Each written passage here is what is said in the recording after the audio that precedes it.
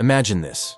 It's late at night, and you're sitting alone in your room, staring at the wall. You told yourself today would be different, that you'd finally start working on that project, stick to that diet, wake up early, or break free from the cycle that's been weighing you down. Yet, here you are again, caught in the same loop. At first, you blame it on exhaustion, maybe a lack of willpower. But deep down, there's a whisper. Something more unsettling. Why do I keep doing this to myself? You've read the books. You've watched the motivational videos. You've even tried the productivity hacks that promise to rewire your brain. Yet, when the moment of decision comes, something invisible pulls you back into inertia. Something within you resists. Not just effort, but even the idea of effort. And here lies the contradiction. You want to be disciplined. You crave control. Yet, when given the opportunity to act, you sabotage yourself. Is it laziness? No. If it were, you wouldn't feel this internal battle. If it were mere lack of desire, you wouldn't dream so vividly of change. Something deeper is at play. Something that exists beneath the surface of your conscious mind.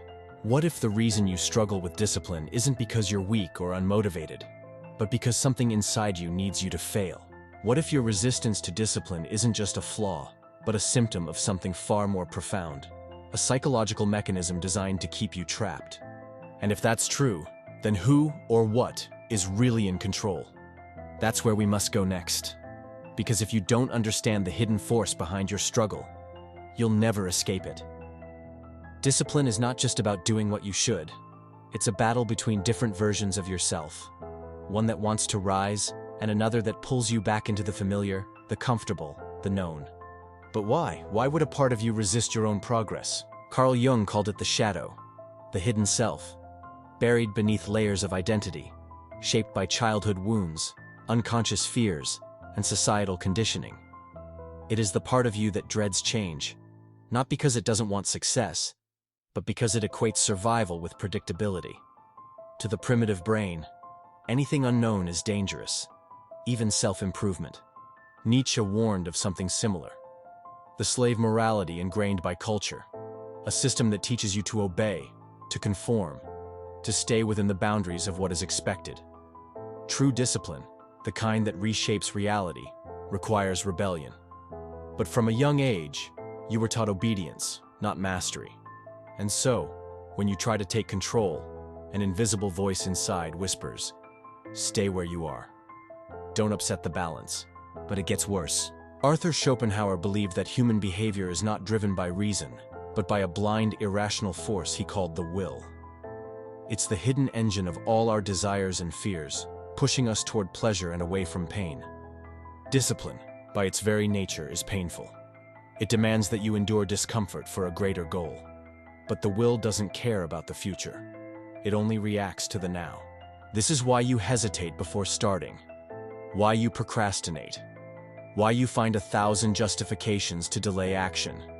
You think it's laziness, but it's deeper than that. Your own mind is protecting you from pain, from change, from uncertainty. And here lies the real dilemma. If your struggle with discipline is not a lack of strength, but a deeply ingrained defense mechanism, then brute force will never be enough. So what happens if you don't break free? The answer is more unsettling than you think, because this silent force isn't just stopping you from waking up early or sticking to a routine, it's shaping your entire life. Let's look at what that really means. Think about this. Every moment you hesitate, every time you postpone action, every time you choose distraction over discipline, it isn't just a small decision. It's a vote for the person you will become. You tell yourself it's just one more day. One more skipped workout, one more wasted hour, one more excuse. But days become weeks. Weeks become years. And before you realize it, discipline isn't just something you struggle with. It's something you no longer believe you are capable of. This is the true danger. Not the missed deadlines, not the lost time, but the slow erosion of self-trust. Psychologists call this learned helplessness, the state in which you convince yourself that effort is futile. It's the same condition observed in caged animals, who after failing to escape enough times, stop trying altogether. Even when the door is open, they remain inside. Now ask yourself, how many invisible cages have you accepted as real? It's not just about discipline anymore. This unseen force, this internal resistance, is shaping your identity. The more you submit to it, the more you become the type of person who doesn't follow through, who doesn't take risks, who doesn't trust their own ability to act. And society, it thrives on this. Aldous Huxley warned that the most effective form of control isn't force, it's pleasure. If people are distracted, entertained, and numbed by indulgence, they won't need to be oppressed. They will oppress themselves. And so, the modern world feeds your resistance, giving you infinite escapes, endless scrolling, dopamine hits, distractions that sedate your discomfort but never resolve it. Look around.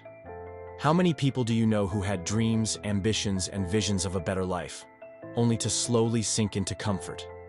That's what's at stake. Every moment of weakness is a thread in a larger web, one that, if left unchecked, will bind you for life. But here's the thing. If this force is so powerful, how do you break free? The answer isn't what you think, because true discipline isn't about fighting harder. It's about something far more radical, something that requires you to rebel against everything you've been taught. And that's where we go next.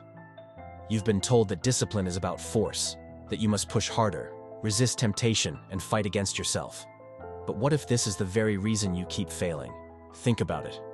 Every time you try to impose discipline through sheer willpower, you reinforce the belief that discipline is a battle. That part of you must suffer while another part wins. And so, the cycle repeats. Resistance, struggle, exhaustion, collapse. You don't escape the trap, you strengthen it. But what if discipline was never meant to be a war? The first step to breaking free is understanding this. Discipline isn't about control. It's about alignment. Instead of forcing yourself to act, ask a more dangerous question. Why am I resisting in the first place? Most people never go that deep. They assume resistance is laziness, but it's actually fear. Fear of failure, fear of change, fear of confronting the deeper parts of themselves. Friedrich Nietzsche warned that most people don't seek truth. They seek comfort. They would rather stay in the illusion of effort than confront the raw, uncomfortable truth about why they avoid action. So stop forcing. Start investigating. The second step, kill the identity of the person who hesitates. Jean-Paul Sartre argued that human beings are not fixed. We are always becoming. The problem is, every time you say, "I'm just not disciplined," you turn your struggle into an identity.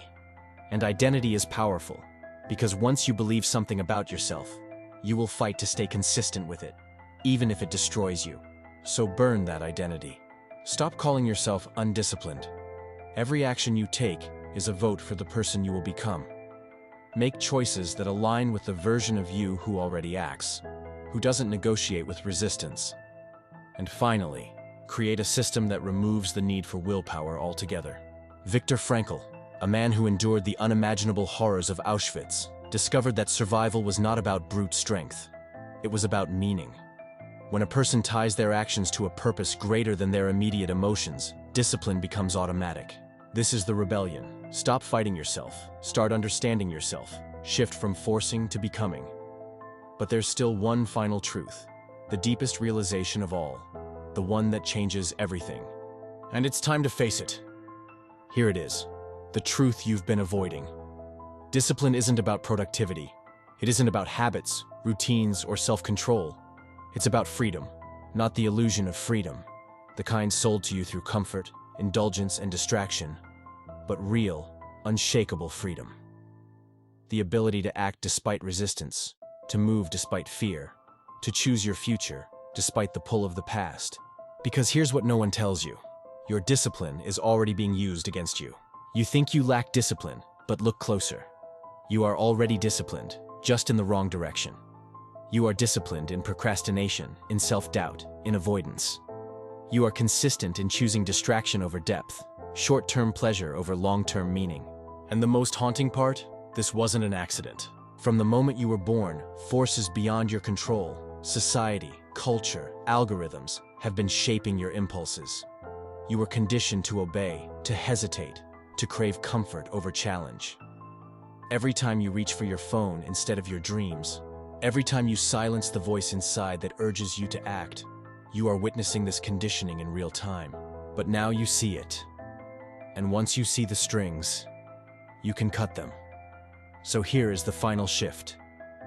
The realization that changes everything. Discipline is not something you gain. It is something you reclaim.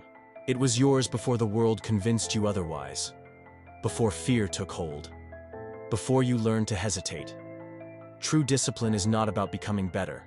It is about returning to the version of you that existed before doubt was imposed upon you.